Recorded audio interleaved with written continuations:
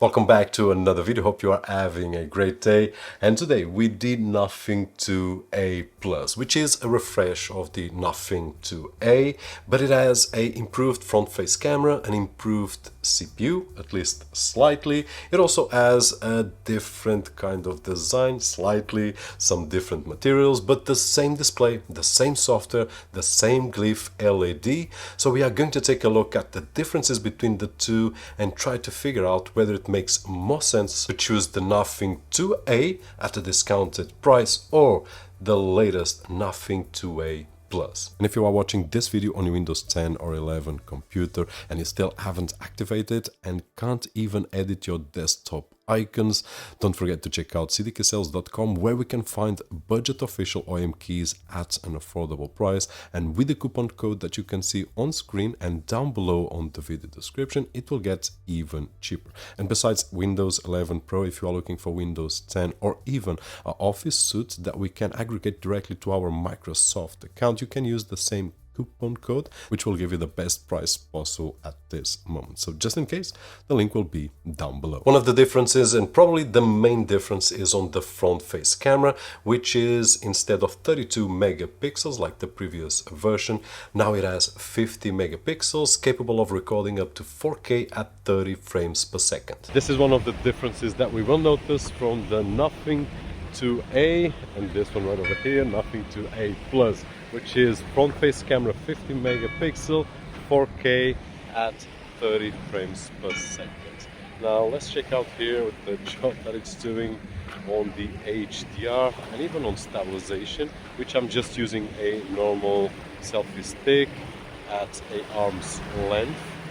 And here on the screen looks that it's doing a great job. So if you are wondering if it's capable of vlogging, in my opinion, yes, but you let me know down below on the comment section. By the way, I'm using the internal mic, so I'm not really sure how the audio will be, but we will be able to check it out together. Just as a comparison, this is 1080, 30 frames per second on the Nothing 2A Plus, but so that we can see more or less of what you are able to capture with the previous version and see for yourself if it's worth it. I wouldn't say the upgrade, but between choosing one and the other, are you okay with 1080 or do you prefer the 4K 30? And now recording with the main camera, 24mm 50 megapixels, 4K 30 frames. Now, do we see major differences from the front face camera or not? Probably we will, especially in the depth of field. Now we are at 24 millimeters, but we can change while we are recording to the 50mm, which I believe that it's a lot. It will crop a lot on my face, which probably it's not what we want in this kind of video. But now with the ultra wide lens, 14mm equivalent, and we can change from the 24mm to 50mm while recording, but we can't change from camera. So this is what we will get with the ultra wide camera, 14mm 50 megapixels, and in my opinion, for a vlogging situation,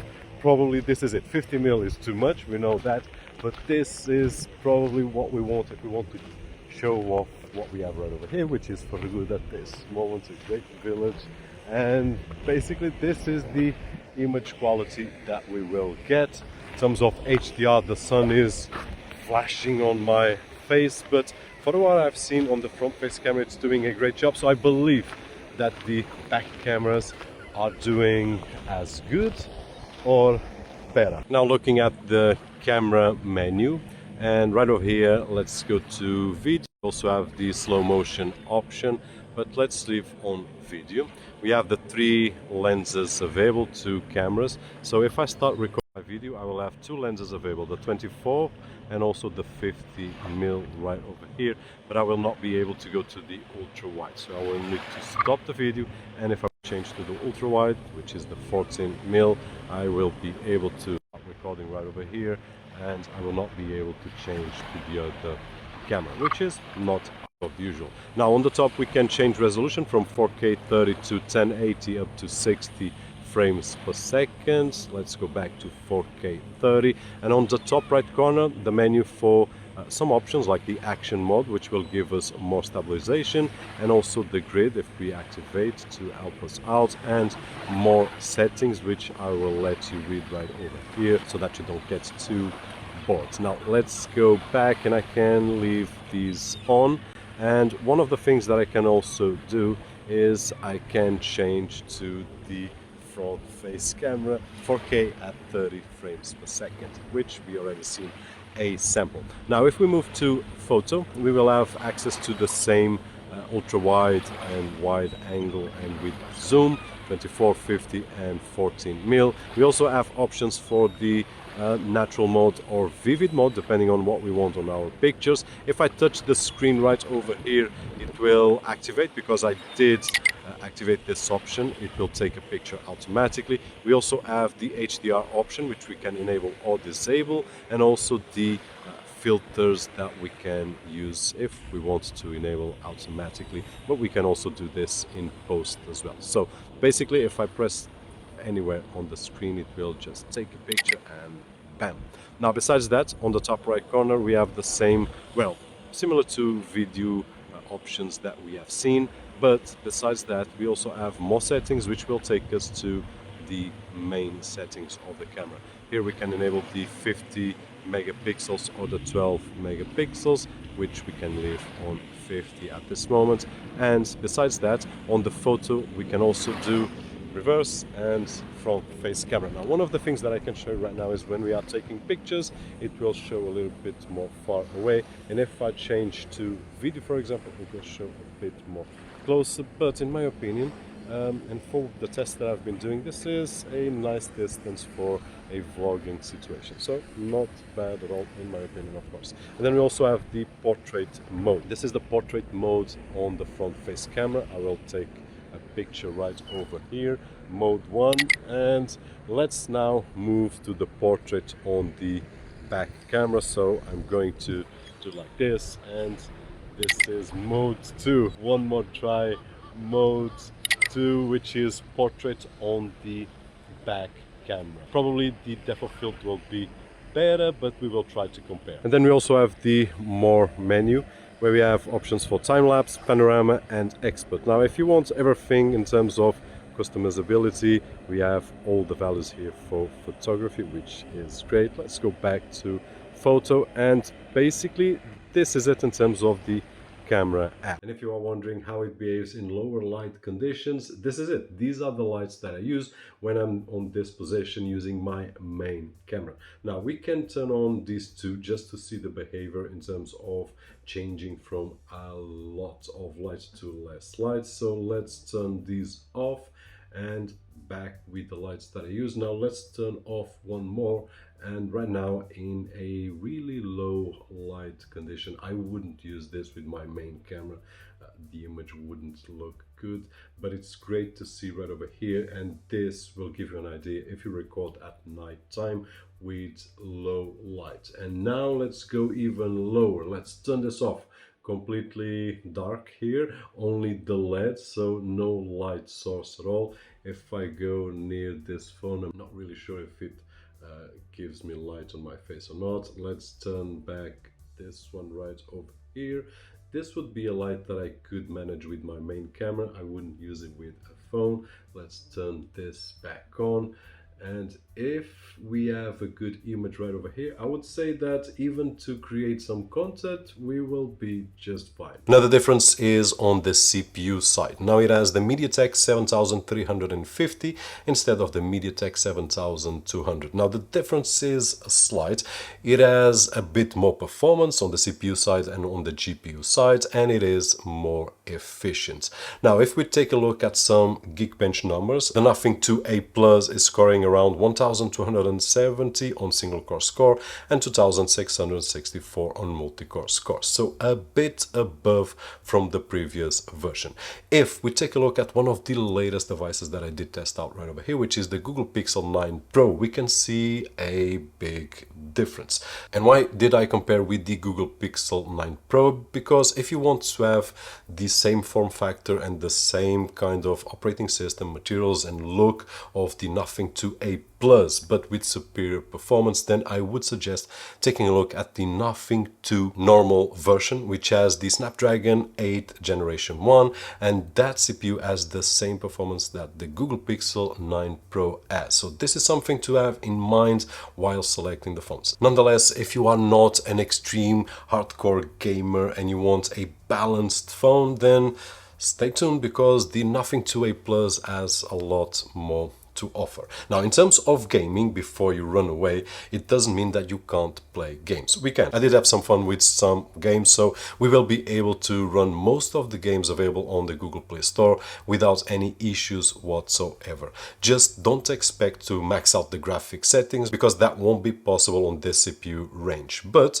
on medium settings, for example, you will be able to play without any problems, and for more demanding games, I would suggest lower down some settings and you will be just fine. One of the examples that I'm showing you is Diablo Immortal, and the experience was really good. Now, in terms of the hardware, it's not only the CPU, it has 12 gigs of RAM, but with RAM boost it's capable of more 8 gigabytes, so a total of 20 gigabytes. Now, this RAM boost will remove storage to help improve the RAM, and we should only use it if we are doing a lot of multitasking and a lot of aggressive multitasking. But even with multitasking, I was able to play with a phone and do a lot of tasks, including some video editing as well, and without any issues whatsoever. In terms of storage, 256 gigs, so a lot of space for our photos, videos and apps. We have a 6.7-inch AMOLED display with 1300 nits of brightness and an adaptive refresh rate of 120 Hz with vibrant colors and a very nice display. Now, I've been using in my daily basis for the last week or so. It is an awesome display, although it's not the brightest that we have seen. I can use it with a lot of light, especially outside with the sun, and without any issues whatsoever. In terms of design, it is an iconic design which nothing has accomplished, and this is no exception. It has this characteristic look which I think that it's really cool and stands out from everything else that's on the market. It's one of those things that, in my opinion, of course, there won't be too much room for a middle ground. Or we love it or we don't. Of course, then we can disguise with a cover if we don't like it, but I believe that this is one of the things that we should be proud when getting one of these phones, which is different. In my opinion, it's great to have a device such as this on the market, because we have choice. We can use something different. Now, it has this transparent plastic right over here, allowing us to see some cool details, and we have the glyph on the top part near the camera. This is different from the glyph that we find on, for example, the Nothing 2, which is a lot larger, here only on the top, and we can use it as a notification light when receiving calls or alerts, or even on ambient lighting, for example, if we want, but it's most likely that we will use it when the phone is not nearby. Now, if you haven't tried Nothing OS 2.6, it is really fun to use. It is refreshing, it's cool in my opinion. You can either use the pure Google look with standard icons, or go full in with Nothing OS style. Of course, we can change at any time, so it's a matter if you need to get used for more time, you can use the Google style, or if not, just go Nothing OS style. We can use it in black and white, which is not black and white, it's more monochromatic, or with more colors. We can then customize everything, wallpapers and so on and so forth. The menus, I did find that are very easy to navigate, with options clearly visible and not buried with submenus, which sometimes we find in some Android versions. I do think that anyone using stock Android will have a very pleasant experience, as it's not too different, but with some really nice touches that makes a Nothing phone different. Nothing also guarantees 3 years of updates, not only on the security updates, but also in terms of the operating system. So at least 3 years we will be fine with the phone updated. The battery has 5000 milliamps and it will last up to 2 days when using it normally. Yeah, not using the glyph always turned on like I do right now, but in a normal usage it will last us for 2 days without any issues. According to Nothing, it will last up to 20 hours of YouTube. I would say 18-20 hours. More regular usage probably it will lower to 16, but it's a lot. 8 hours of gameplay. This will depend on the games, but you get the idea. It's not easy to discharge this battery, which by the way has fast charging, 50 watts, so 5 watts faster than the previous generation. It's about 10% or so, which is not bad, but I wouldn't say that it's enough to upgrade to the Plus version. One downside is that it doesn't have wireless charging, and I was expecting to have wireless charging right over here. I'm not really sure why I was expecting, but I would love to see it, and a lot of users are using the Qi charging, wireless charging, so this would be a cool add-on. It's something that is not a deal breaker, but it would be nice to see it here. Another thing that I did enjoy as well is the fingerprint sensor. It's not only fast and not only accurate, but I just need to touch it once. Most devices we need to touch once to wake up the screen and then twice to put in our finger. This one here is really fast. I just need to put it one side. Actually, I needed to record the footage for you. I needed to wait for the ring to go down so that I could put my finger and show you that I don't need to touch it twice. Fast to unlock with a single push of the finger. It also has face recognition, which works well, and it's quick. So in this area, no disappointments whatsoever. And I was surprised with the fingerprint sensor, which, although it's so simple, it works so well, and sometimes less is more. And that's something that goes well with Nothing. So in conclusion, who is the Nothing 2A Plus for? I would say that if you have the Nothing 2A, it's still not time to upgrade, at least yet. But if you are on the market for a phone on this budget range, which is a difficult budget, but if you want a phone such as this one, which has a really interesting look, with a really interesting operating system or a custom skin, Nothing OS, which has a lot of functionalities and a different look, then the Nothing 2A Plus, it's really interesting. If you really need the improved camera, if you need the improved CPU and all the small differences that we have seen from the 2A Plus to the 2A, then this is the phone to get. On the other hand, if you are between the 2A Plus and the 2A, I would say that if you don't really care much about the front face camera, 4K 30 frames per second video, or the improved quality of your selfies, which is a difficult area to pass by, and you don't care about the CPU improvement, then the Nothing 2A looks like a great option, especially because the price difference, at least here where I live, it's about 100 euros that we can save, and that will make our choice a lot more difficult. But that being said, hope that the video was helpful, hope that you enjoyed to know a little bit better about the Nothing 2A Plus. If that was the case, don't forget the usual thumbs up right over there, which is really appreciated on this side of the screen. My name is Roberto Jorge, and as always, I'll see you on the next one.